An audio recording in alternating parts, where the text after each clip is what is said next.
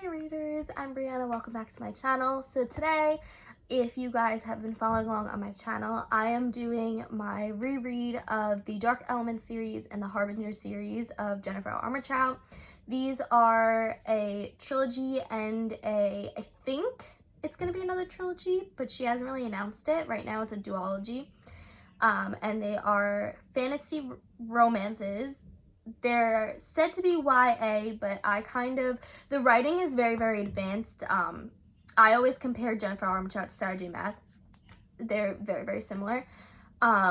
So it's technically YA, but like it reads more adult-ish. But today I have my review for White Hot Kiss, which is the first book in the Dark Element series. This is a YA trilogy, and it is a YA fantasy that follows a girl named Layla. Layla is half gargoyle, half demon, and she is a high school student who's trying to find her way in the world and doesn't really know how she fits in. So gargoyles in this book are also known as wardens, and wardens are basically strong individuals that protect the earth from demons, and they protect humans from knowing what demons are and what they're trying to do to the population.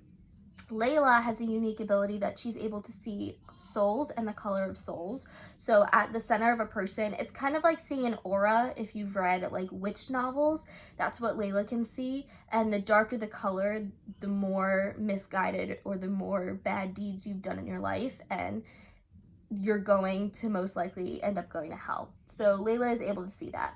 She also, because of her demon side, she wants to take souls. So she's kind of like an succubus, incubus type of character, but she refrains from that because she was raised with the wardens, and the wardens basically taught her to not care about her demon side and to only focus on her warden side.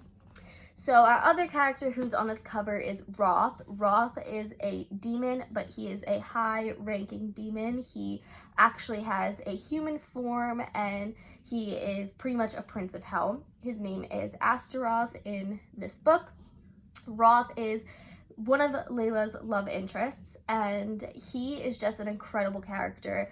He's not only funny and sarcastic, but he's cocky and arrogant, and he's sweet and intelligent. He's kind of a whole roundabout and typical YA character. But what I love about this is you do see growth in him as well, and it's not just Layla that you see growth in. So I think this is a unique touch that Jennifer L Armentrout does.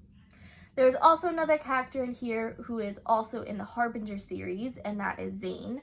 Zane is a warden. He is 21 in this novel, and I think Layla's just turned 17. So that's why it technically is YA, because 17 is still YA aged.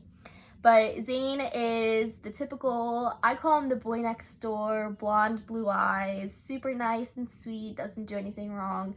And obviously Layla has had a crush on him forever, but Abbott, who is her technically adopted father, is Zane's father, and basically is like, he's a warden, he needs to stay on this path, can't deviate, yada yada yada. What I like about this book is, first of all, it's a fantasy that talks about gargoyles. This is literally the only fantasy I've read that has gargoyles in it, and it's just really, really a unique take on things.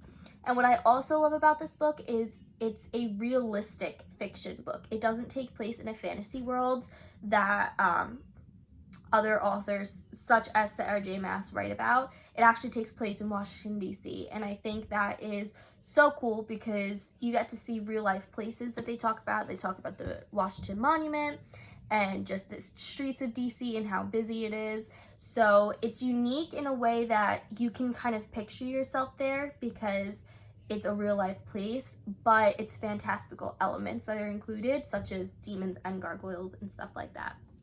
I also like that this book is very, very well rounded.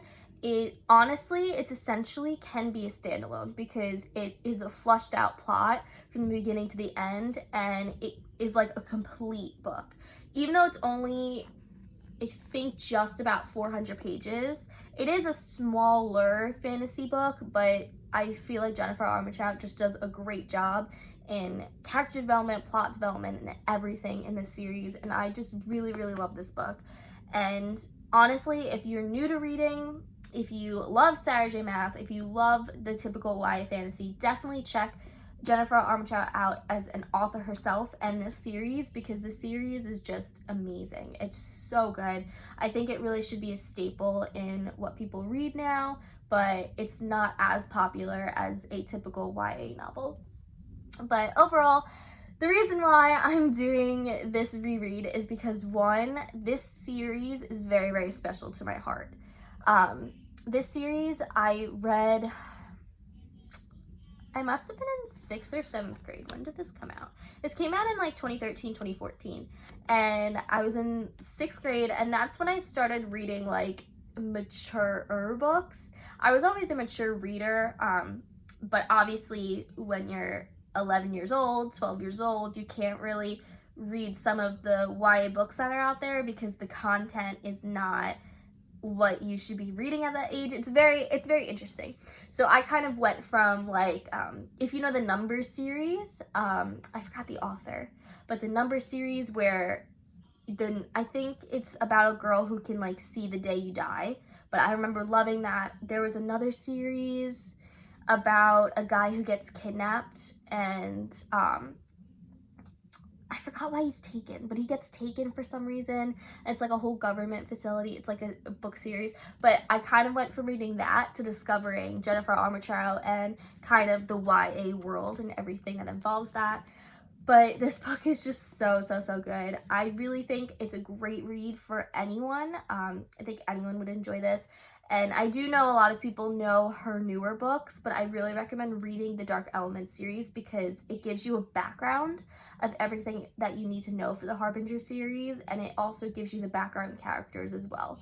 You can go right into the Harbinger series, but then you won't know Zane's backstory. You won't know about Roth and Layla, and you won't know about demons and gargoyles and stuff like that. But yes, another disclaimer is I have the super old original covers. The new covers don't look like this. The new covers are, I think there's like a diamond on the new covers, and it's like red and black for White Hot Kiss, and then Stone Cold Touch is like blue, but they don't have people on it. But you could tell it's old because my pages are starting to yellow. But yeah, I really love this book. If you love YA fantasy, if you love romance, if you like fantastical creatures, if you like demons, anything like that, I definitely suggest picking this up.